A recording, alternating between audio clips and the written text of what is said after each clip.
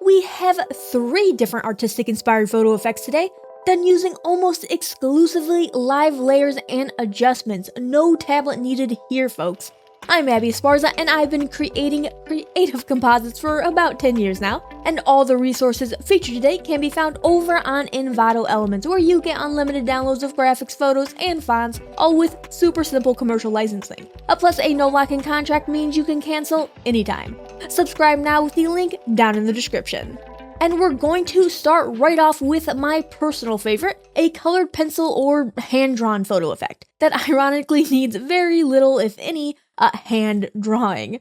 First, a curves adjustment layer. For this specific photo, we want to darken things just slightly. Some images may need an S-curve to add contrast or might need to be lightened. It's a very image-specific setting, and we can always come back and adjust this curve if we need to. That's why you always want to use adjustment layers whenever you can.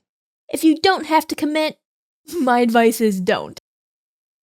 Let's go ahead and duplicate our original image using Ctrl-J, and then bring that duplicate above the curves adjustment layer. There you go. We'll invert the duplicate using Ctrl-I, and set the layer mode to color dodge. Your canvas will likely turn very bright or even completely white. That's perfectly normal. That's probably what's going to happen. Because now we're going to go to Layer, New Live Filter, Gaussian Blur, and then clip that right into the inverted duplicate.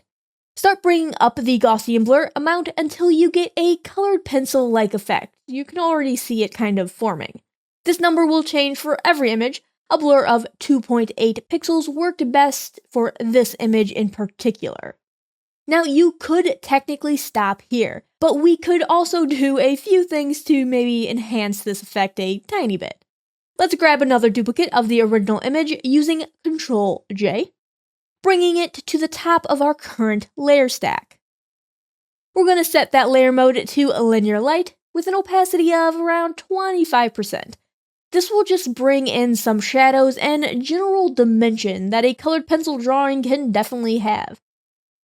Next, we can enhance the drawn effect by laying on some black chalk textures. Since my subject is on a white background, I just had to place the textures over the face and hands here, setting those textures to overlay with an opacity of around 50% or so.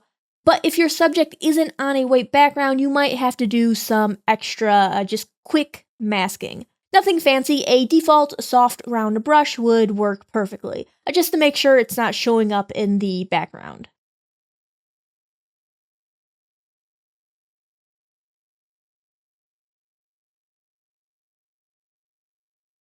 Let's further push that hand-drawn effect by doing a tiny amount of hand painting. Affinity Photo has several different default pencil-inspired brushes built right in the Brushes panel drop-down menu here. Paint in some quick and sloppy lines around the already existing edges of the subject. You can even bring back old detail, like the folds of the shirt here. Now, if you have a tablet, that's great, definitely use it here. But if not, a mouse will work 100% just fine. Just use an eraser brush to taper out any harsh lines.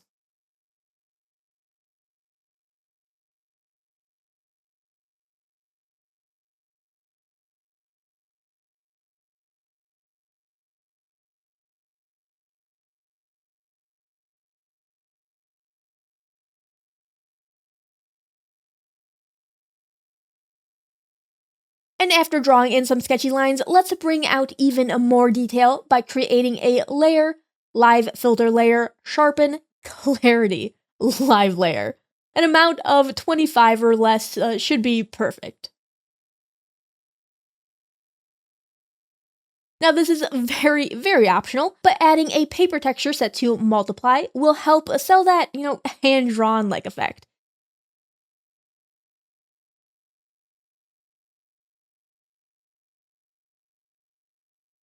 How strong the effect should be is 100% up to you. I settled on an opacity of 50%.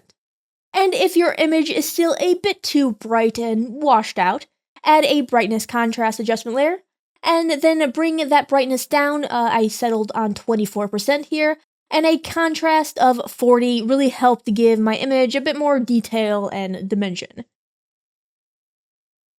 And if you want to turn this colored pencil drawing into black and white, you can use the HSL adjustment layer set to negative 100% saturation for a more graphite feel. And that's one already done. Now on to art effect number 2, watercolor. Can only manage one rhyme there.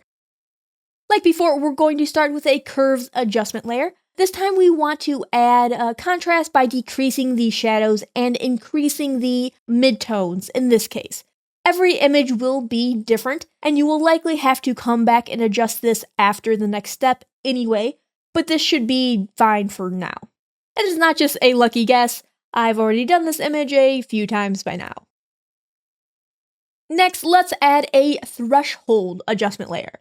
As with most of these layers, there are just no magical settings. I settled on a threshold of 57%. Let's duplicate our subject and bring it above that threshold adjustment layer we just made. Now we're going to go to Filters, Detect Edges, and set that layer mode to Subtract.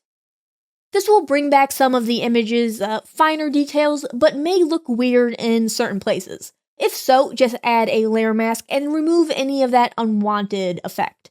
In this image, I masked everything from the face, as that was looking pretty creepy.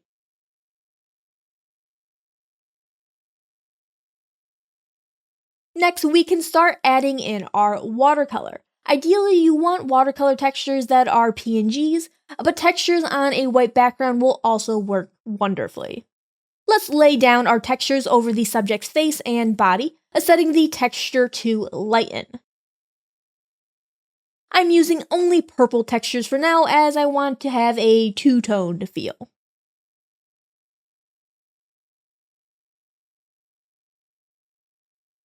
So with the skin successfully turned purple, we can use a second color on the shirt. I'm going to use pink textures, again, all set to lighten, just like we did before, only focusing them all on the shirt.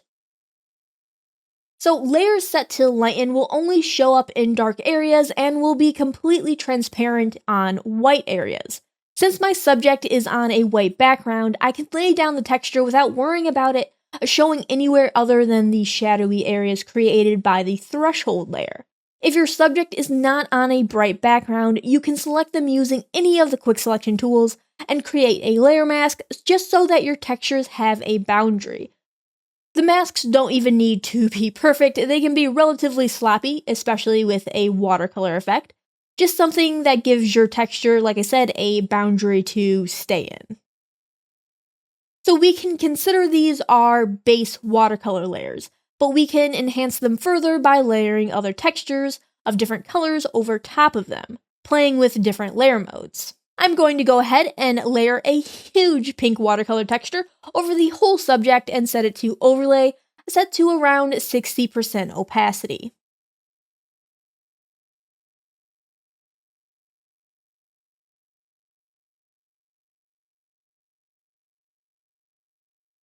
Then a second purple texture over the shirt, also set to overlay, keeping it set to 100% opacity.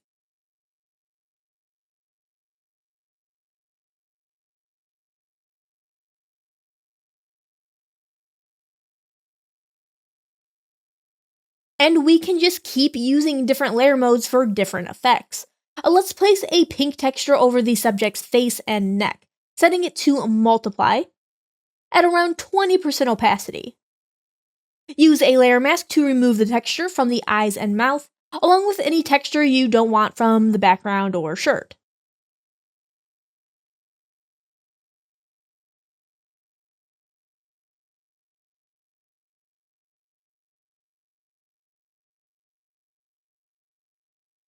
We can use those same steps to place a super big blue texture over most of the canvas, setting it to multiply at 40% opacity.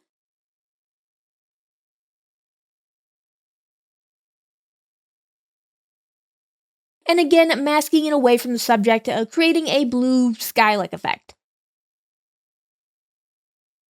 I also almost forgot to mention that Affinity Photo has a ton of default built-in watercolor brushes, which you'll want to use while masking watercolors just to keep a more natural edge, as opposed to an overly feathered edge that a soft round brush would give you.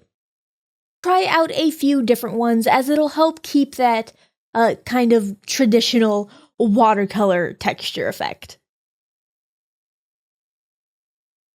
You can use multiply anytime you want to place textures that look darker or appear heavier. But let's finish this watercolor effect off with a HSL adjustment layer. We can use this to shift the color slightly and increase the saturation. This will all come down to personal preference, but I landed on a saturation of 25% and a hue of -12. And just like always, you can layer over a paper texture, set to multiply, just over the whole canvas if you'd like to add that paper-like feel.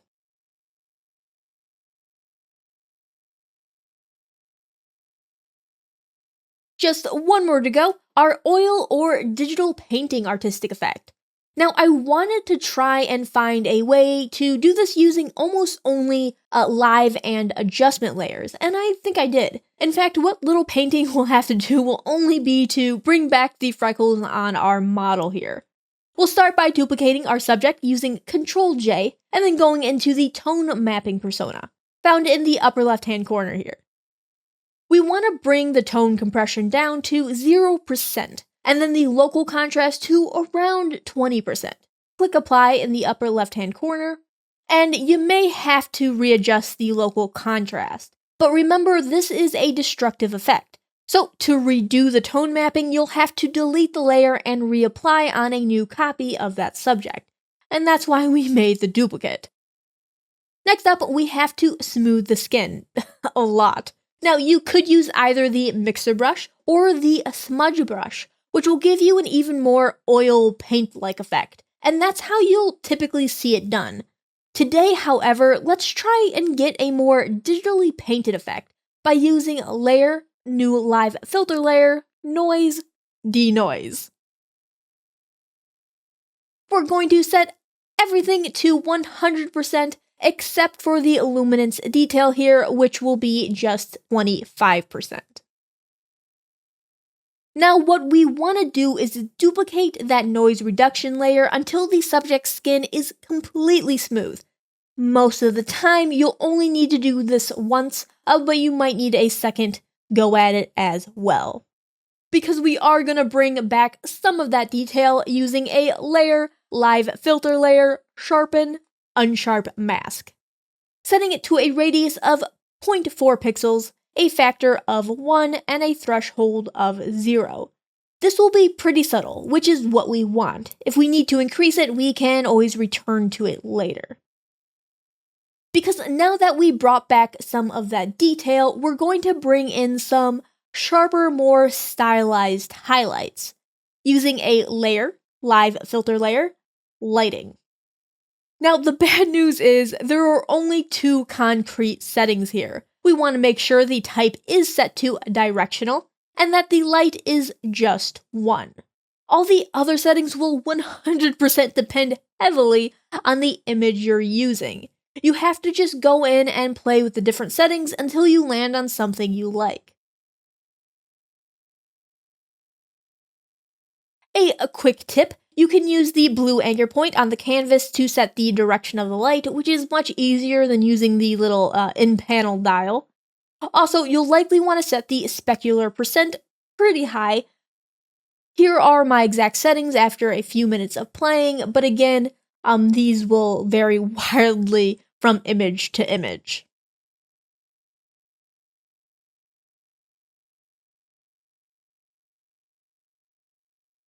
Next up, we want to add back our subject's freckles, because the earlier smoothing effect just completely annihilated them.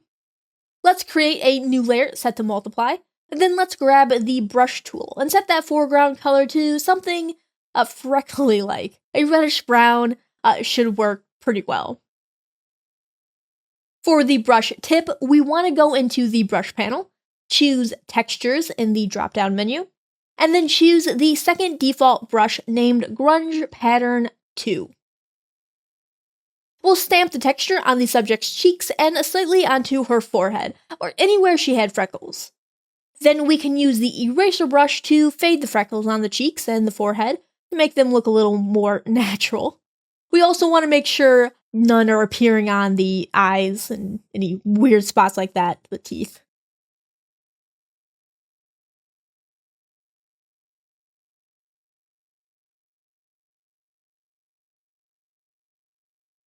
We can also go ahead and kind of make her eyes pop for a very stylized effect by creating a new layer set to color, and then painting some light baby blue over the iris. Just really enhancing her natural eye color.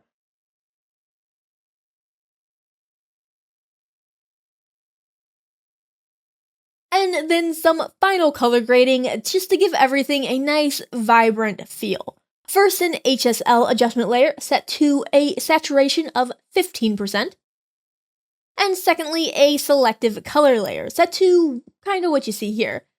Keeping in mind that these are image specific and completely optional.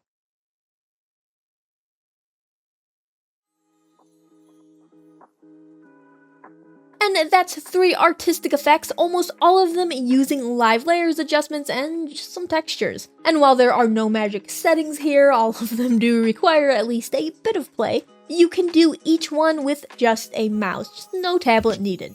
And that'll do it for today. If that wasn't enough and you're looking to learn even more, why not check out some of the other videos that Envato Tuts Plus has to offer? If you liked this video, thank you very much.